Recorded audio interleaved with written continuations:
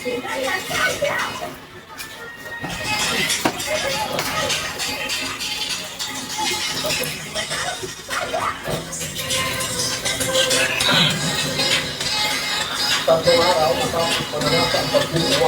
Aki. Check nga na. Hi, Dos. Ano to? Sopan. Hi. Nag-set up lang ng internet signal sa isang bahay na may solar power sila daw ang Lloyd. 3 araw na kasi walang kuryente sa kanila sa tabang shipping ang time dahil sa pinsala ng pagbubuan. Naiintindihan ni Lloyd ang mahirap na trabaho ng mga lahat. Ano kaya maganda ka? Nasira ng power facility sa people. Just one thing that po, magbigay na agad or magkaroon na agad.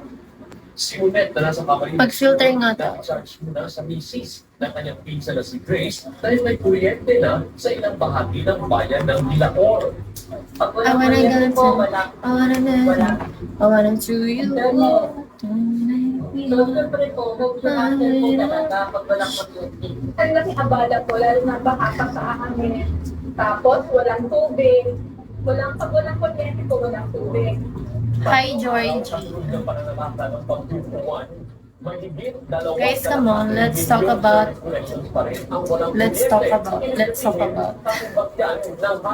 Hi, Tiki Nai. Parang itim. Nangikot sa katanduanan sa Camarines sila Energy Secretary Sharon Garin at National Electrification Administration Head Antonio Almeda. Hi, team. Hi, Tommy. Hi, Ramon. Hi, Dos. Thank you. On there are about 250 to 300 poles that have to be restored. Although there are 12 transport capacity gates that are on their way to Catanduanes. Matapos sabihin kahapon na rin na abutin ng isang buwan bago may balik sa normal ang supply ng kuryente. Tiniyak ngayon ang kanilin na may ilaw na bago magpasko. Yeah, I will dance if you send me this. The pinching gift, okay? I will wait. Updation pa lang tayo na accessible na we can assure with Ganon. Christmas po. Ano daw? Basta yung major yun po. Bakat na bakat. Sa total, tinitaw ng Ha? National Corporation of Philippines. Hi, Racer. Guys, if you send me this pinching gift, if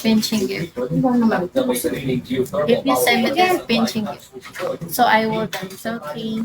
Sa katawan, at nakalamidad. Hati pati.